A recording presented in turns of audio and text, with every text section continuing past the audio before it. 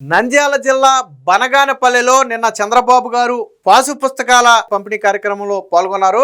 ప్రతి నెల కూడా 1వ తేదీ నుంచి 9వ తేదీలోపు ఏదో ఒక చోట పాసు పుస్తకాల పంపిణీ కార్యక్రమంలో చంద్రబాబు గారు పాల్గొంటున్నారు. మనందరికీ తెలుసు. రాబోయే అంటే 2027 నాటికి దాదాపుగా 10,000 గ్రామాల్లో 73 లక్షల పాసు పుస్తకాలు పంపిణీ చేయాలనే లక్ష్యంతో ప్రభుత్వం అయితే పనిచేస్తుంది. జిల్లాల వారీగా గతంలో రైతులు ఇదే పాసు పుస్తకాల గురించి కాళ్ళు అరిగేలాగా తిరిగేవాళ్ళు. కానీ ఇప్పుడు రైతులకు ప్రభుత్వమే పిలిచి పాసు పుస్తకాలు చేతిలో పెడుతుంది. అలాగే అత్యంత సెక్యూర్గా ఉండేటువంటి పాసు పుస్తకాలు బ్లాక్ చైన్ టెక్నాలజీతో ఇస్తామని కూడా చంద్రబాబు గారు గతంలో చెప్పారు. అంటే మీ భూమిని ఎవరైనా కబ్జా చేయాలి అన్నా చేయలేని విధంగా ఆ సిస్టమ్ని క్రియేట్ చేస్తామని చెప్పారు. నిన్న ఒక మాట చాలా స్పష్టంగా చెప్పారు. Jaganmohan Reddy land titling act పేరుతో మీ భూమి కొట్టేయాలని ప్రయత్నం చేస్తే నేను వచ్చిన తర్వాత ల్యాండ్ టైటిలింగ్ యాక్ట్ రద్దు చేయడానికి తొలి సంతకం పెట్టడమే కాకుండా ఇప్పుడు మీ భూమిని మీ చేతిలో పెడుతున్నాను. మీ భూమికి మీరే హక్కుదారులు. మీ భూమి మీద వేరొకరి పెత్తనం చెల్లదు. అది ప్రభుత్వం కావచ్చు, నేను కావచ్చు, ఇంకో వ్యక్తి కావచ్చు. ఎవరి పెత్తనం కూడా చెల్లదు. ఎవరి భూమికి వాళ్ళే వారసులుగా ఉంటారు. గతంలో జగన్మోహన్ రెడ్డి మీ పాసు పుస్తకాల మీద తన ఫోటోలు వేసుకుని ఇస్తే నేను ఇప్పుడు రాజముద్రతో మీ భూమిని మీకు అప్పగిస్తున్నానని చెప్పి చంద్రబాబు గారు చెప్పారు.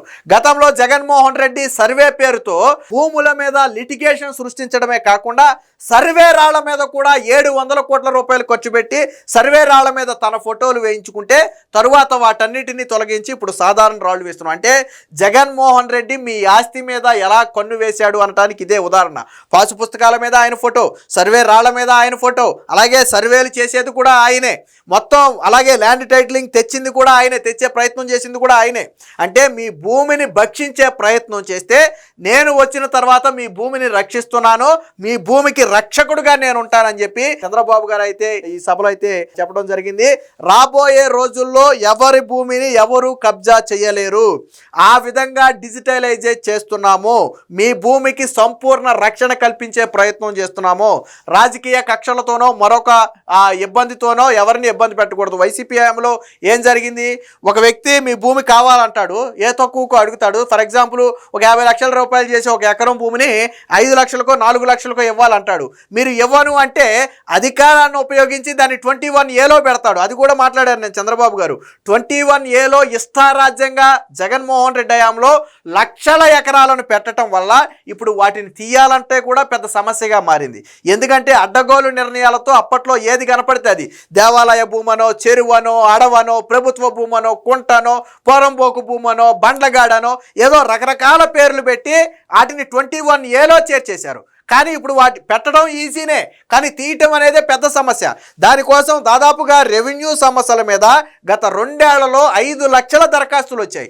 అందులో 1,50,000 దరఖాస్తులు జగన్మోహన్ రెడ్డి చేసినటువంటి రీసర్వేలో వచ్చినటువంటి అవకతవకలు సరిచేయాలని 1,50,000 దరఖాస్తులు వస్తే 1,50,000 దరఖాస్తులు ఈ 22Aకి సంబంధించి వచ్చాయి. అంటే ఏ స్థాయిలో వైసీపీ హయాంలో విచ్చలవిడిగా భూమిని ఉపయోగించుకున్నారో, వాళ్ళ అధికారాన్ని ఉపయోగించి ఎలా చేశారో దీనికి ఇదే ఒక ఉదాహరణ. ఈ లక్షల్లో వచ్చినటువంటి దరఖాస్తులే ఒక ఉదాహరణ. ఇప్పుడు ప్రభుత్వానికి అది తలకు మించిన భారంగా మారింది. వాస్తవానికి వినడానికి చిన్నగా ఉన్న సమస్యను పరిష్కరించేటప్పుడు కొద్ది కష్టంగా ఉంటుంది. అందులో రెవెన్యూలో ఒక సమస్య పరిష్కారం అవటం అంటే అంత చిన్న విషయం కాదు. చంద్రబాబు గారు రెవెన్యూ శాఖ మినిస్టర్ కావచ్చు, అక్కడ ఉన్నటువంటి అధికారులు కావచ్చు, ఒక మాట చెప్పారు గతంలో, ప్రజల సంతృప్తే నాకు గీటు రాయి, మీరు ఏం చేస్తారో చేయండి, కానీ ప్రజలు సంతృప్తిగా ఉండాలి. ఏదైతే 22A సమస్యలు కావచ్చు, జగన్మోహన్ రెడ్డి రీసర్వే వల్ల వచ్చినటువంటి సమస్యలు కావచ్చు, పూర్తిగా ప్రక్షాళన చేయాలి. అలా చేస్తేనే ప్రజలు సంతృప్తిగా ఉంటారు. రెవెన్యూ శాఖ మీద ప్రజల్లో తీవ్ర అసంతృప్తి ఉంది. కారణం జగన్మోహన్ రెడ్డి చేసి వెళ్ళినటువంటి పనులు అని చెప్పి చంద్రబాబు గారు గతంలో రెవెన్యూ మినిస్టర్గా అక్కడ అధికారులు కూడా ఒకసారి చెప్పడం జరిగింది. దీనికి సంబంధించి ప్రతి నెల కూడా మిగతా శాఖల రివ్యూ జరిగినా జరగకపోయినా రెవెన్యూ శాఖ మీద చంద్రబాబు గారు ప్రత్యేకంగా ప్రతి నెల కూడా రివ్యూ జరుపుతున్నారు. అవసరమైతే నెలకు 2 సార్లు రివ్యూ జరిపిన సందర్భాలు కూడా ఉన్నాయి. ఒక డెడ్ లైన్ పెట్టి ఆ డెడ్ లైన్ ప్రకారం అధికారులతో చంద్రబాబు గారు అయితే పనులు చేస్తున్నారు. దీనికి సంబంధించినటువంటి వార్త ఒకటి వచ్చింది, ఒకసారి చూద్దాం. మీ ఆస్తి మీ అధికారం, భవిష్యత్తులోనూ ఆక్రమించకుండా కట్టదిట్టం, రాజముద్రతో పాసు పుస్తకాల జారీ, రైతులకు ఆస్తి పన్నును ఎన్టీఆర్ రద్దు చేశారు, నేను ల్యాండ్ టైటిలింగ్ యాక్ట్ రద్దు చేశాను, సరిహద్దు రాళ్లపై నాడు జగన్ బొమ్మలు, తండ్రి సమాధి వద్ద పూజలు, అన్నారు తల్లికి క్షోభ, ఇలాంటి వాడు సమాజానికి అవసరమా? సీతమ్మను నీచంగా మాట్లాడిన రావణ్కు గొడ్డల పార్టీ ఆర్థిక సాయం, ఇది న్యాయమా? గత 5 ఏళ్లుగా రాయలసీమలో రక్త చరిత్ర నడిస్తే దాన్ని స్వర్ణ రైజింగ్ సీమగా నేను మారుస్తున్నానని చెప్పారు. 2027 మార్చి నాటికి 9,833 గ్రామాల్లో 72,70,605 పాసు పుస్తకాలు పంపిణీ లక్ష్యం. అంటే దాదాపుగా 10,000 గ్రామాల్లో 73 లక్షల పాసు పుస్తకాల పంపిణీయే లక్ష్యంగా నంద్యాల జిల్లా బనగాలపల్లెలో జరిగినటువంటి ఈ పాసు పుస్తకాల పంపిణీ కార్యక్రమంలో చంద్రబాబు గారు అయితే మాట్లాడారు.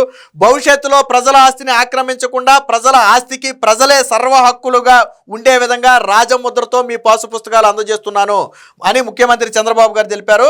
సో మీ భూమి మీ హక్కు గ్రామ సభలో ఆయన అయితే పాల్గొన్నారు. ఆయనతో పాటు కొంతమంది మంత్రులు, ఎమ్మెల్యేలు, ఎంపీలు కూడా పాల్గొన్నారు. ఇక సభలో వాళ్ళ చేతికి ఇచ్చినటువంటి పాసు పుస్తకాలను స్వయంగా చంద్రబాబు గారికి ఎత్తి చూపుతున్నారు. ఇక్కడ చూడొచ్చు. సో వైసీపీ రంగులు కావచ్చు, జగన్మోహన్ రెడ్డి ముద్రలు కావచ్చు, ఏమీ లేకుండా కేవలం ప్రభుత్వ రాజముద్రతోనే ఈ పాసు పుస్తకాలు ఇస్తున్నారు. గతంలో ఈ పాసు పుస్తకాల తయారీ, వాస్తవానికి దీని ప్రింటింగ్ అనేది పక్క రాష్ట్రంలో అక్కడ జరుగుద్ది, పూర్తిగా మన దగ్గర లేదు. బట్ అలా కాదు, అలా అయితే లేట్ అవుతుంది, మన దగ్గరే దీన్ని ప్రింట్ చేసే వ్యవస్థను ఏర్పాటు చేయాలని చెప్పి కూడా గతంలో చంద్రబాబు గారు చెప్పారు. అయితే పూర్తిగా ఇప్పుడు అవుతుందా లేదా, పక్కనే చేసి తీసుకొస్తున్నారనేది మనకు తెలియదు. కానీ గతంలో ఎక్కడో మనం చేయించడం ఏంటి, మన పుస్తకాలు మన దగ్గరే ప్రింట్ అవ్వాలి కదా అనే ఒక ఉద్దేశంలో చంద్రబాబు గారు కూడా చెప్పారు. దీని కంటిన్యూషన్ కూడా ఉంది, ఒకసారి చూద్దాం. చంద్రబాబు గారు మాట్లాడుతూ, గడిచిన 2 ఏళ్లుగా రాష్ట్రంలో సంక్షేమం, అభివృద్ధి, సుపరిపాలన ప్రజలకు అందుతుందని, గత పాలకులు పాపాలు ప్రజలకు శాపాలుగా మారాయని ఆవేదన వ్యక్తం చేశారు. గత 5 ఏళ్ల పాలనలో తమ మాట వినని రైతుల భూములను 22A పెట్టి ల్యాండ్ టైటిలింగ్ యాక్ట్ పేరుతో భూములు లాక్కునేందుకు ప్రయత్నం చేశారు. మేము అధికారంలోకి రాగానే ఆ దుర్మార్గ చట్టాన్ని రద్దు చేసి భూ వివాదాలకు చెక్ పెట్టాం. దృఢ సంకల్పంతో ముందుకు పోతున్నాం. గత పాలకులు భూమి పత్రాలపైన, సర్వే రాళ్లపైన తమ ఫోటోలు ముద్రించుకున్నారు. ఆ ఫోటోల పెచ్చుతో తొలగించేలాగా కట్టుదిట్టమైన రాజముద్రతో పాసు పుస్తకాలు రైతులకు అందిస్తున్నాము. అంతేకాకుండా నవాబుల పాలన నుంచి సుదీర్ఘంగా ఉన్న భూ సమస్యలను కూడా పరిష్కరించాం. పేద రైతుల కష్టాలను గుర్తించి భూమిపై పన్నును మహనీయుడు ఎన్టీఆర్ రద్దు చేస్తే అదే స్ఫూర్తితో 2027 మార్చి నాటికి 9,800 గ్రామాల్లో దాదాపుగా 73,000 పాసు పుస్తకాలు పంపిణీ చేయాలని, ఎలాంటి భూ వివాదాలు లేని రాష్ట్రంగా ఆంధ్రప్రదేశ్ను తీర్చిదిద్దాలనే లక్ష్యంతో పనిచేస్తున్నామని చెప్పి చెప్పడం జరిగింది. అలాగే కుప్పంలో కూడా నా పనితీరు మీద, అంటే నేను కూడా కుప్పానికి ఎమ్మెల్యేగానే ఉన్నాను, మొన్న 3 రోజులు కుప్పంలో పర్యటన చేశాను. ఆ సందర్భంగా నా పనితీరు, ఎమ్మెల్యేగా నా పనితీరు ఎలా ఉందనే దాని మీద కూడా ప్రజాభిప్రాయ స్వీకరణ చేశాను. ఎప్పుడూ ప్రజల అభిప్రాయానికి అనుగుణంగా నాయకులు, కార్యకర్తలు ముందుకు కదలాలి.